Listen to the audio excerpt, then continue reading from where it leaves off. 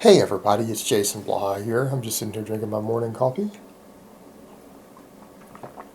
And I had a subscriber this morning link me a video by Alex over at AlphaDestiny. And he's like, hey, what do you think about this? Alex made a big point about why he doesn't do flies, doesn't recommend them.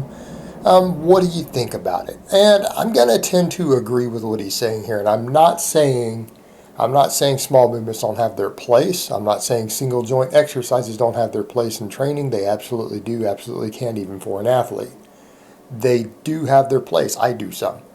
But the fundamental points that he made here is correct. Now, people are going to say, like, I thought you don't necessarily like Alex. Well, I don't like Alex, but it doesn't mean he can't be right. And that's the difference with things.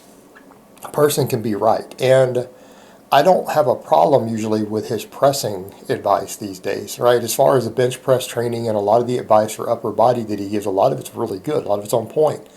My criticisms of him have to do with the fact that he won't squat, the fact that he admits that he built training systems around his own insecurities about his something to do with getting big legs and being a short guy, which doesn't make any sense. There's like no logic to it.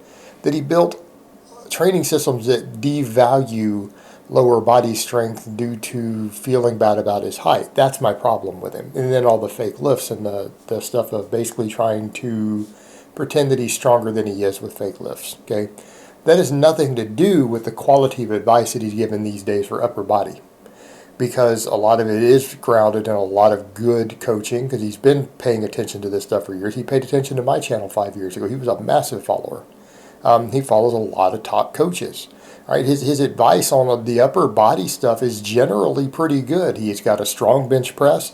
He's got a pretty well developed upper body. So, and it's based upon real knowledge and real fundamentals as far as that goes. I just wish he would apply it to the lower body and the squatting, because he's only training half his body. So over to the point though, he's right. He is right.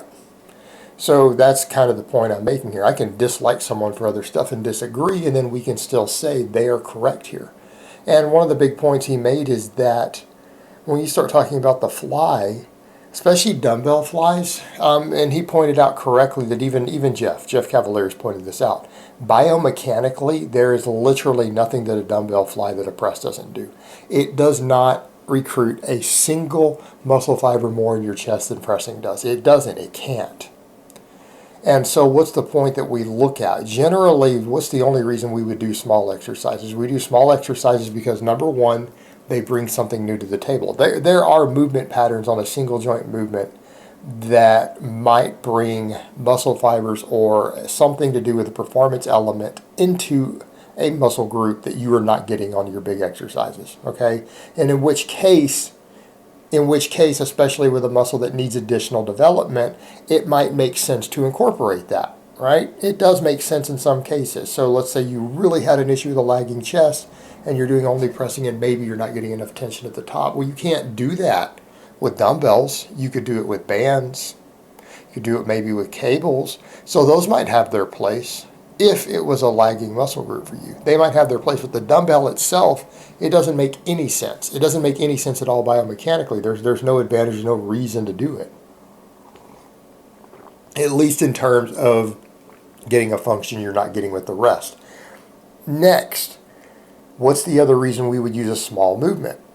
We would use a small movement because the other muscles are too fatigued and we need additional workload. A perfect example. We know that there is no curl that beats the chin up for muscle activation in the bicep. Okay? That is not a point of debate. That has been studied pretty heavily at this point, quite a bit of data on it. Chin ups work the biceps just as hard as any form of curl does. They do. And if you want to debate that, you're going to look like an idiot, even chatting in front of experts who lift, people who're looking at the studies, researchers. They're going to laugh at you. You're basically being stupid. It can't. But what happens when your overall recovery is down, your back is fatigued, and you still need extra bicep work? In that case, it would make sense to throw some curls in. Like people can understand this concept. You come over to the chest fly. At what point is it that your triceps are ever so fatigued, or you say, hey, I don't want my triceps getting any bigger? That's the only time it really starts to make sense. It's the only time it starts to make sense to do a small movement for the pecs some sort of fly like that is when your chest is lagging and you say, my arms are just too big. My arms are too big.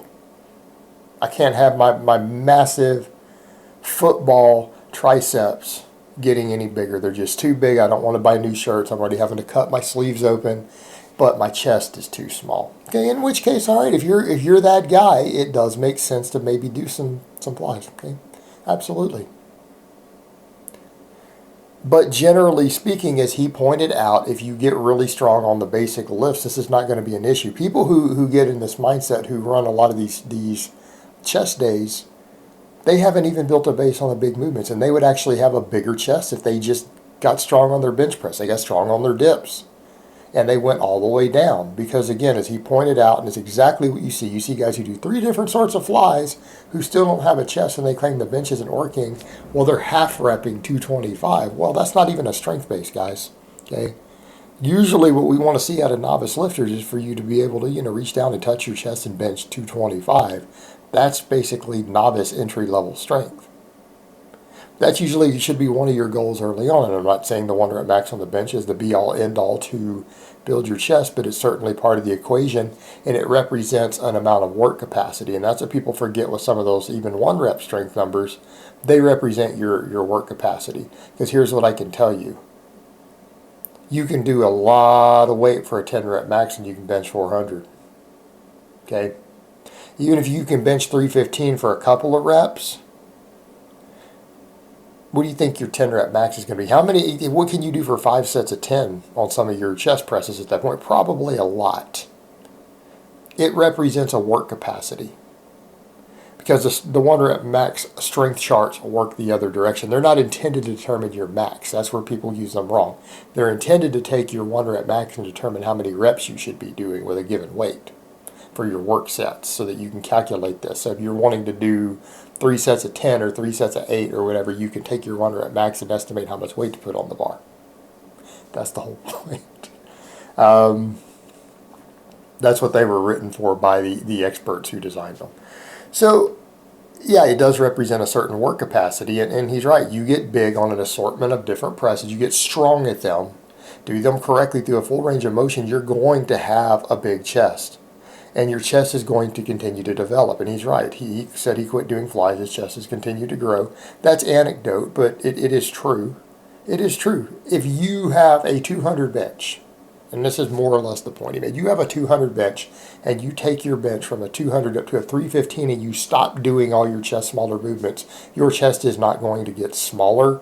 It is going to get bigger in that time. In other words, even though you cut the small movements out, putting another 100 pounds on your bench press, and I mean your bench press, not your half rep press, I'm about to pause off the chest, your chest will grow substantially during that time period without having done that.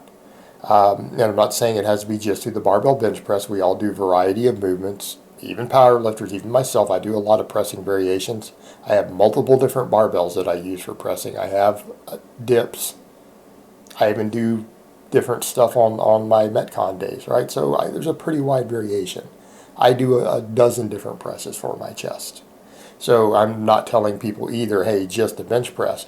But if someone wanted to build a big chest, if you started and built your base off a full range of motion bench pressing and something like weighted dips, things that he's both advocating, and you build a strong strength base on both, you are not going to have an underdeveloped chest. It is simply not going to happen. It's not realistic. It's not going to happen. And there might be a few people who genetically might have an issue with that, but you can come in and do a little bit of extra specialized chest work that may or may not even need to include a fly. But the thing to remember with the flies is that, especially when you're dealing with dumbbells, dumbbells don't bring anything to the table that chest presses don't already. The only chest flies that activate any muscle fibers not hit on pressing already is going to have to be with a cable or with bands. It's going to have to be. And it's, again, you only have a certain part of the range of motion in which you can put more tension there. And the value of that range of motion for overall development is relatively weak. It might be just that's what you need for someone who is struggling with chest development. Maybe it's a really lagging muscle, so maybe working that extra top range of motion more, again, against bands or cables might help you get a little bit more chest development. But it's not going to ever build your base. It's not going to be what you need for your fundamental size. And the other point that comes up too, if anyone who looks at their structure and says, I need bigger triceps and a bigger chest, all right, if you're in that situation, doing flies doesn't make any sense. It just doesn't. Because all of your chest presses will work your chest just as much, but they'll build your triceps with it. It's just a poor allocation of resources at that point.